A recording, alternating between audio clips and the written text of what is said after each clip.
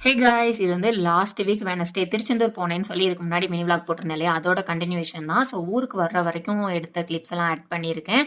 அதுக்கு முன்னாடி டெய்லி இதான் வீடியோ அப்படின்னு சொல்லி நான் எடுக்கவே முடியல. அங்கங்கே கிளிப்ஸ் எடுத்திருந்தேன். ஸோ அதெல்லாம் வந்து ஆட் பண்ணியிருக்கேன்.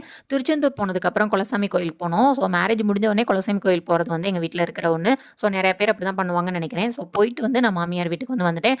அங்கேருந்து எங்கள் அத்தையோட அக்கா அவங்க பெரிய மாமியார் வந்து கொஞ்சம் உடம்பு சரியில்லாமல் திருநெல்வேலியில் இருந்துக்காங்கன்னு சொன்னாங்க. அவங்களையும் போய் பார்க்கறதுக்காக திருநெல்வேலி போயிருந்தோம்.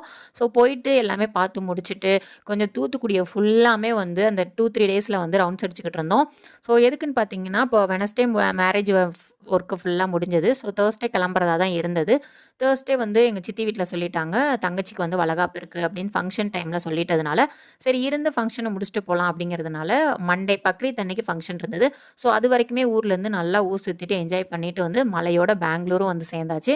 கரெக்டாக மண்டே